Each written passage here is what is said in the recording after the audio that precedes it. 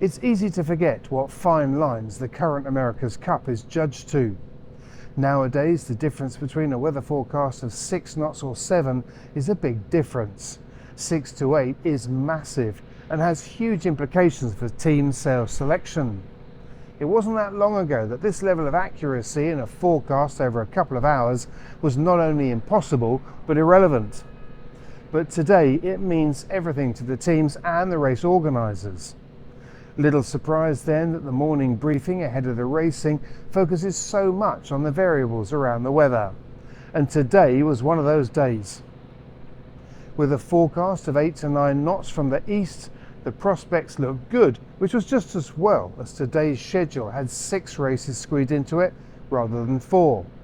And while the billing matched the lineup, no one knew whether this was indeed a Super Saturday.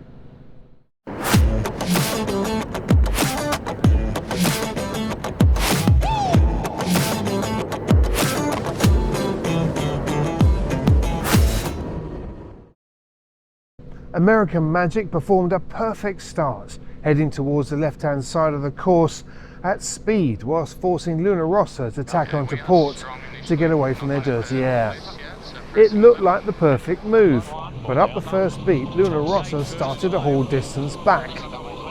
At the top gate, they were just 2 seconds behind before overtaking the Americans downwind.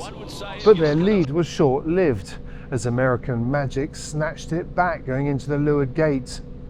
Splitting tacks through this gate, the Italians headed right again and started to pull back. By the second windward gate they were ahead, and after that Rossa hauled back their loss to be around the top mark by 20 seconds. And from there the Americans never got a look in, to finish 24 seconds behind. Yeah, I mean, we were happy with our positioning, except that they did a jump on us, and we couldn't had a decent start. But I think it was a lot to do with that bad tack we had off the starting line, because push and tack is not a bad start, but we didn't execute it well. If you're going to have a breakdown and a problem in this series, it's best to have it against the Kiwis. None of the matches with the defender count for points. As the Kiwis entered the start box, the French were stuck out to the side. Minutes later, they'd retired. France boundary penalty, and France incorrect entry penalty. 2 penalties total.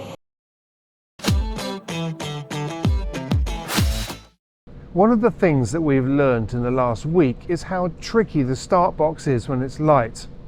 While match racing techniques are important, making sure that you don't get flushed with a whole bag of dirty air is crucial.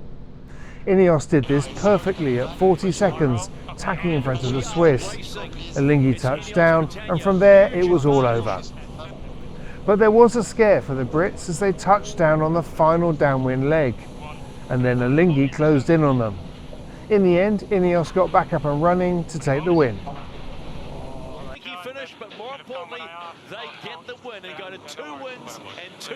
Yeah, it's a great example where you just can't take any of these races for granted. We had a great lead there, and just went live for us on that final drive, or the second to last drive, came off the foil, and the Swiss were coming at us fast. Well, mainly the boat came down. I think we just need to make more simple stuff, and yeah, I mean, it's not over. We just keep on pushing and just try to improve for the next race.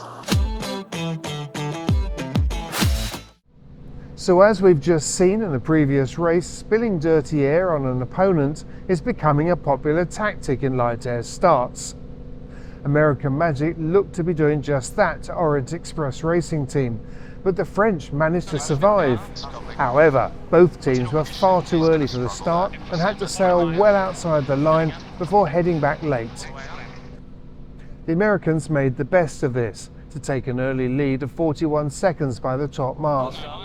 But as we keep seeing, the French boat is a quick one, and 2 legs later they'd haul back to just 11 seconds behind.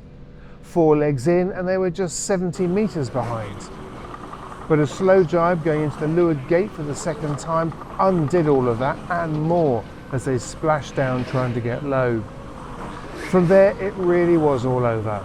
American Magic won by over 2.5 kilometres.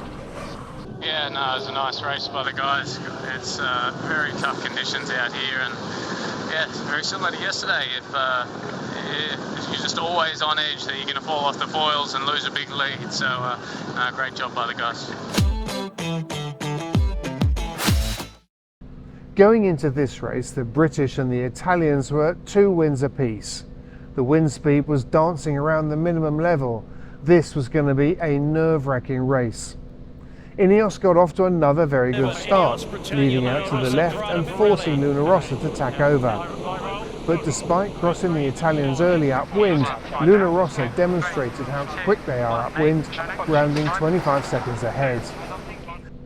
The leeward gate saw the Brits fall off the foils, and as an indication of just how fickle the breeze was, they were forced to tack around rather than jibe to get back down to the leeward gate, by which time they were over 2 minutes behind. And from there, Rossa went on to deliver an impressive win. Yeah, it was a great day. Really solid work for the boys on the bikes. I mean, I know it's not a lot of wind, but in a lot of ways, you actually burn through the most oil in these conditions, especially with this tricky seaway. So, no, great day for the team and still plenty to learn. So, what have we learned?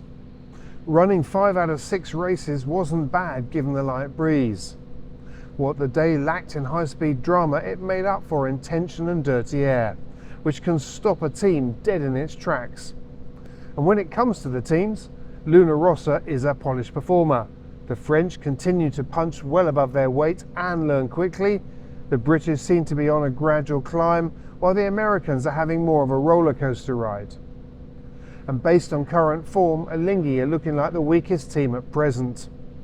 See you tomorrow.